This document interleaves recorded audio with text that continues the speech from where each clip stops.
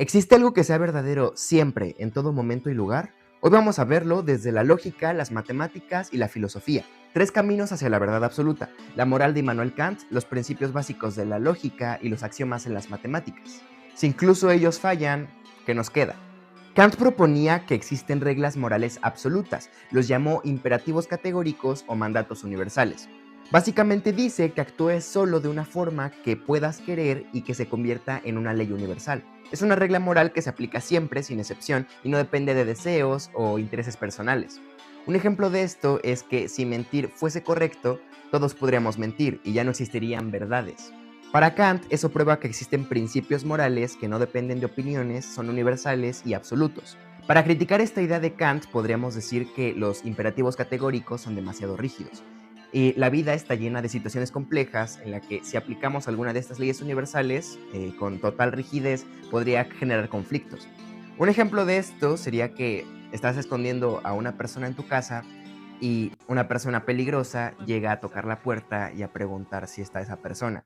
Kant nos dice que deberíamos de decir la verdad, ¿no? Por esta ley moral universal. Pero en este caso decirla podría incluso poner en riesgo a la persona que escondemos.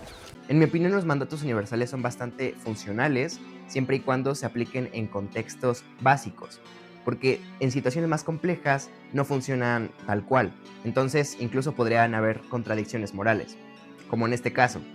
Ahora vamos con algo aún más fundamental: la lógica. Existen principios que sostienen todo pensamiento racional. A estos principios se les conoce como principios lógicos supremos, como el principio de no contradicción de Aristóteles. Algo no puede ser y ser al mismo tiempo en el mismo contexto. Como la frase que dijo Parménides incluso antes que Sócrates: el ser es y el no ser no es. Si eso no fuera cierto, no podrías confiar en nada, ni en este video. También está el principio de identidad.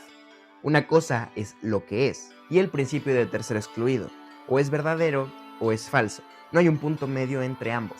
Por ejemplo, si digo que en este instante está lloviendo, o es verdadero o es falso, no es como que esté lloviendo a medias, ¿no? O esté chispeando.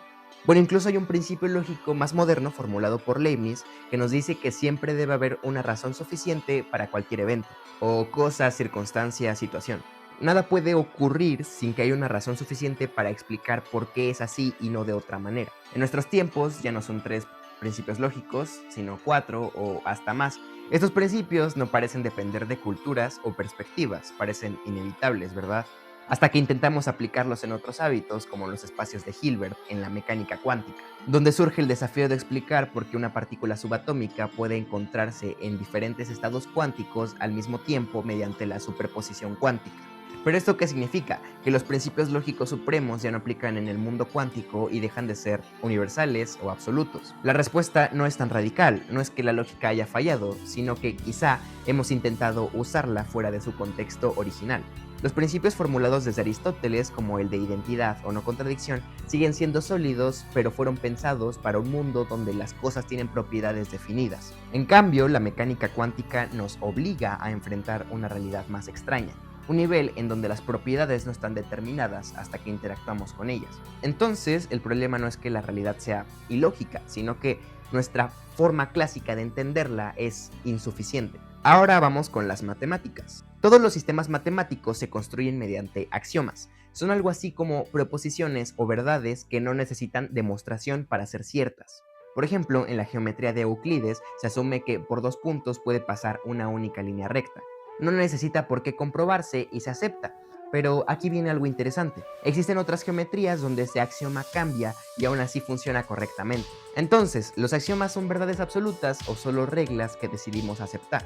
Durante siglos se pensó que eran verdades evidentes o principios incuestionables sobre los que se construía todo conocimiento, como la geometría de Euclides. Pero con el tiempo descubrimos que es posible cambiar estos principios y construir sistemas distintos que son perfectamente coherentes. Esto propone que los axiomas no son verdades impuestas por la realidad, sino puntos de partida en los que nosotros decidimos creer.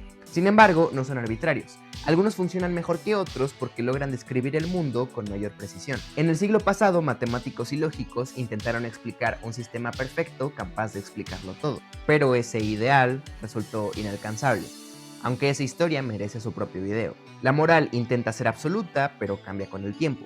La lógica parece incuestionable, pero depende de cómo definimos las cosas.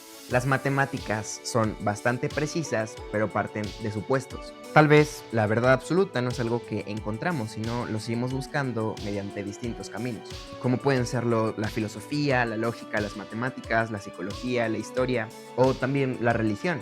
Pero el punto es que si cambias las reglas, cambia también la verdad. En lo personal creo que la verdad es siempre relativa, pero en la práctica necesitamos apoyarnos en ciertas verdades absolutas y realmente tener fe en ellas para que los sistemas complejos puedan funcionar correctamente. Esto ocurre, por ejemplo, en las matemáticas, en las normas sociales, en los marcos jurídicos y en la mayoría de nuestras convenciones sociales. Aunque estas últimas pueden variar según el contexto, siguen siendo necesarias para organizar la vida común. Sin embargo, también existen principios más difíciles de modificar y fundamentales, como los derechos humanos, que si te pones a pensar son bastante obvios, pero justo son así de obvios para todos los individuos porque son necesarios para que podamos vivir prácticamente.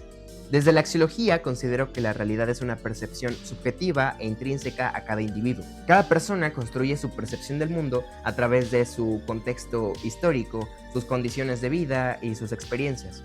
En ese sentido, no existe una única realidad, sino múltiples realidades coexistiendo. No obstante, esta diversidad de perspectivas se manifiesta sobre todo en un plano práctico y cotidiano, además de material. Si imagináramos la posibilidad de unificar todas las interpretaciones individuales en una conciencia colectiva, obtendríamos una especie de visión total, una conjunción de ideas, pensamientos y experiencias que podrían acercarse a lo que llamamos una verdad absoluta. Aún así, este es un tema profundamente complejo que requiere de mucho más tiempo para desarrollarse, pero al menos espero haberles provocado una pequeña inquietud, una invitación a cuestionar lo que entendemos por verdad y por realidad. Y aquí es donde te pregunto, para ti, ¿qué es lo real, qué es lo verdadero y cómo lo definirías? Si te quedas hasta el final del video, muchas gracias por verlo. No olvides suscribirte y darle like para más contenido como este. Y sin más que decir, muchas gracias y nos vemos a la próxima. Me siento frito, dando giros, si te caes, te levanto, si pero no estás conmigo, si